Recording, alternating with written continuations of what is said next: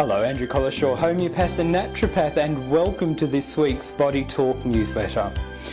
And a very happy new year to you all. I hope Christmas was good for you, and I hope that 2011 is going to be a prosperous and a healthy new year for you as well. And I really hope that this year you can spend more time and keep spending time thinking about your own health and doing things that are promoting your health and well-being, preventing disease, not just for yourself but also for your family and your loved ones as well. Okay, for this week I want to talk to you about a rather unusual idea, and that is that disease and illness actually serves a very useful purpose in many situations. Now, obviously this isn't always the case, but there are many situations where when we become ill or when someone becomes sick, we can actually see benefits from that. So I've got some examples there in the text below, so you can read that. But I want you to have a think for yourself. When you're actually becoming sick, what is it that you get out of that? What are the advantages? What is it that your body is needing at that particular time? And the obvious example is if you're working really, really hard, you get exhausted, you get a flu, you end up coughing, you end up getting pneumonia, and you have to take 2 weeks off work. Now you could say, well, okay, obviously you are pushing yourself so hard, your body needs to rest, you need to be eating well, you need to be keeping warm if it's cold weather or wet weather. You need to be doing these sorts of normal healthy things, but the actual illness legitimizes wanting and receiving those things. Does that make sense? It's a very important concept when we're trying to look just beyond the surface of illness and disease.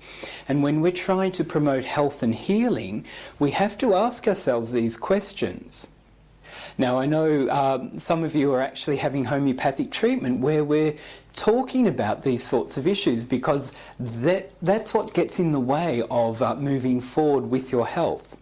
But for all of us, I think it's helpful now and then to actually stop and think, okay, well, what is it that how do I benefit? What is it that I gain from this illness, from this condition that I'm in? Okay, so it all needs to be taken in context because illness and disease can be very serious and obviously isn't a great thing at all. But there is this element, and it does contribute to the propagation or the maintenance of a diseased state. And it can have an influence there. So if we're trying to improve our health, we have to look at these sorts of issues. And another very interesting phenomenon that we see in practice is that we have to move at the right pace in terms of health and healing. You see, we get very used to our bodies, our minds, our emotions, and change can be difficult. Now, I've treated people where there's been definite improvement, and my wish is that that improvement would just continue because things are going really well. And sometimes that can be too fast for someone. We have to be very mindful that healing can only occur at a certain pace, a pace that we're able to accept and a pace that we're ready for.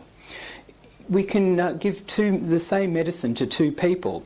One will heal quickly, the other will take longer. Now, there are lots of reasons for that, but what I'm saying is that how we think and feel about our illness can contribute to how healing progresses.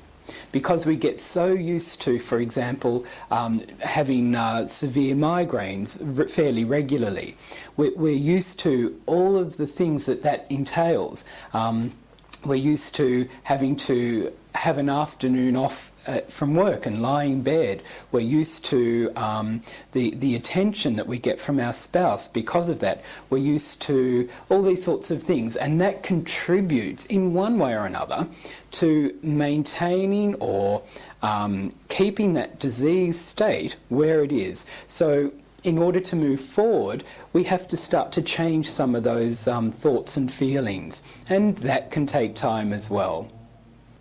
Alrighty, so we'll look forward to speaking with you soon for the next edition of Body Talk. I hope this is helpful. It's a little bit provocative, isn't it? And it's meant to be, because I want to be challenging you to be thinking about your health and keeping healthy, preventing disease. That's my job. I want to keep giving you ideas that are going to sometimes push the limits of our own thinking and understanding.